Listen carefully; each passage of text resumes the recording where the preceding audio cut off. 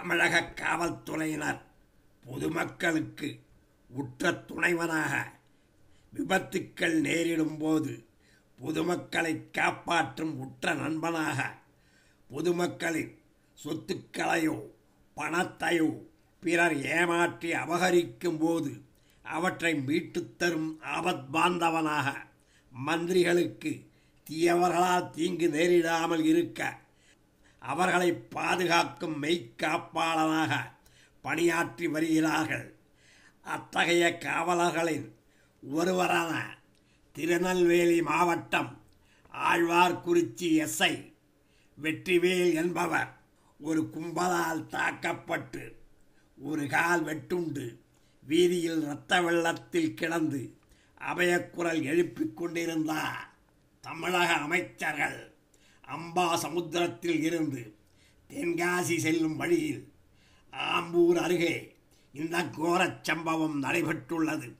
வெற்றிவேலின் கடைசி நேர உயிர் துடிப்பை பார்த்த அமைச்சர்களோ மற்ற அதிகாரிகளோ உடனடியாக அவரை தங்கள் வாகனங்களில் ஏற்றிச் சென்று தகுந்த மருத்துவ வசதி அளிக்கவில்லை என்றும் அதனால் வெற்றிவேல் இறந்து விட்டார் என்றும் சொல்லப்படுகிறது.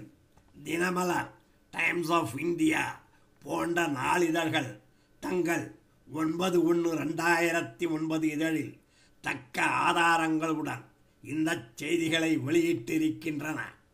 அப்படி தினமலரில் 9/1/2009 இதழில் வெளிவந்த செய்தியை அதில் உள்ளபடியே உங்களுக்கு சொல்லுகின்றேன். நெல்லையில் வெட்டுக்காயங்களுடன் உயிருக்கு போராடிய எஸ்ஐ வெற்றிவேலை காப்பாற்ற ஆம்புலன்ஸிற்காக அமைச்சர்கள், சுகாதாரத்துறை அதிகாரிகள் காத்திருந்தனர்.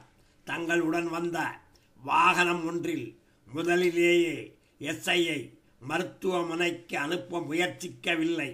திருநெல்வேலி மாவட்டம் ஆழ்வார்குறிச்சி எஸ்ஐ வெற்றிவேல், வயது 43, நேற்று முன்தினம் ஆம்பூர் அருகே ஒரு கும்பலால் அரிவாளால் வெட்டியும் வெடிகுண்டுகள் வீசியும் கொலை செய்யப்பட்டார்.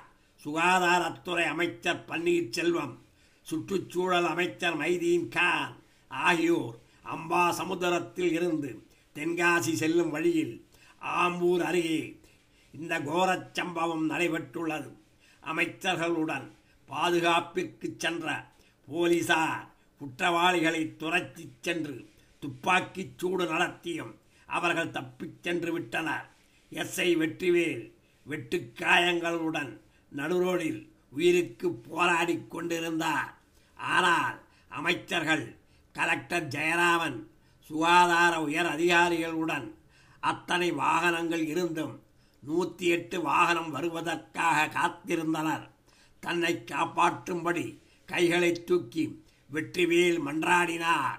அமைச்சர் பன்னீர்செல்வத்தின் உதவியாளர் தண்ணீர் பாட்டிலை அவரிடம் நீட்டினார்.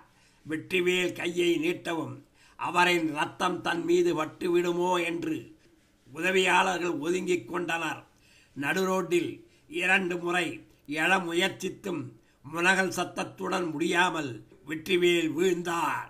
அவரின் உயிர் போராட்டம் பார்த்தவர்களை சங்கடப்படுத்தியது. வெற்றிவேல் பிற்பகல் 2:40 மணிக்கு வெட்டப்பட்டார். 20 நிமிடங்களுக்கு பிறகே அமைச்சர்களின் பாதுகாப்பு வாகனத்தில் அவர் கொண்டு செல்லப்பட்டார். சிறிது தூரம் சென்றபின் எதிரே வந்த ஆம்புலன்ஸில் ஏற்றி அம்பாசமுத்திரம் அரசு மருத்துவமனைக்கு கொண்டு செல்லப்பட்டார். இவ்வாறு தினமலர் தனது 9/1/2009 இதழில் செய்தியை தெரிவித்துள்ளது.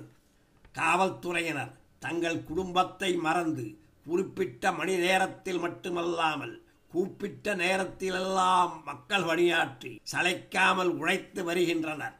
அத்தகைய அன்பு சகோதரர்களுக்கு துன்பம் நேரிடும் போது அரசியல்வாதிகள் மட்டுமல்ல, பொதுமக்களும் உடனடி உதவிகள் செய்து மனித நேயத்தை வளர்க்க வேண்டும். ஆனால் நாடாளும் அமைச்சர்கள் முன்னிலையில் இத்தகைய கொடுமையான சம்பவம் நடந்துள்ளது. வெற்றிவேலுக்கு ஏற்பட்ட நிலை மந்திரிகளுக்கு ஏற்பட்டு காவலர்கள் உடனடியாக நடவடிக்கை எடுக்காமல் இருந்திருந்தால் அவர்கள் மன்னிக்கப்பட்டிருப்பார்களா? பதவியில் இருந்து தூக்கி எறியப்பட்டிருப்பார்கள். மனசாட்சி இல்லாமல் உடனடியாக உதவி செய்யாமல் வெற்றிவேலின் உயிர்த்திடுப்பை பலர் பார்த்து கொண்டிருந்ததுதான் வேதனையிலும் வேதனையான செய்தி. வெற்றிவேலின் நிலையை வேடிக்கை பார்த்தவர்கள் தங்கள் குடும்பத்தாரின் ஒருவருக்கு இந்த நிலை ஏற்பட்டிருந்தால் துடித்து போயிருக்க மாட்டார்களா? அவர்கள் தங்கள் மனசாட்சிக்கு பதில் அளிப்பதோடு மனிதநேயத்தை வளர்க்க பாடுபட முன்வர வேண்டும். அரசியல்வாதிகளும் மந்திரிகளும் புத்தனாகவும் காந்தியாகவும் மாற வேண்டாம். மனசாட்சி படைத்த மனிதர்களாக மாறி மற்றவர்களின் துயரங்களை போக்க வேண்டும். கோடிக்கணக்கான பணத்தை கொட்டி கொடுத்தாலும் வெற்றிவேலின் தந்தைக்கு ஒரு தங்க மகன் கிடைப்பாரா? லட்சங்களை அள்ளி கொடுத்தாலும் தன் அருமை கணவனின் அன்பு ததும்பும் முகத்தை வெற்றிவேலின் மனைவியால் பார்க்க முடியுமா? தங்களை நல்வழி நடத்தி செல்ல ஒரு அன்பு தந்தையை வெற்றிவேலின் பிள்ளைகளால் பார்த்து ரசிக்க முடியுமா?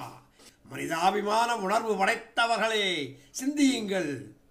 வள்ளலாரின் வாக்கை நெஞ்சில் நினைத்து உயிர்களிடம் பாரபட்சம் காட்டாதீர்கள்.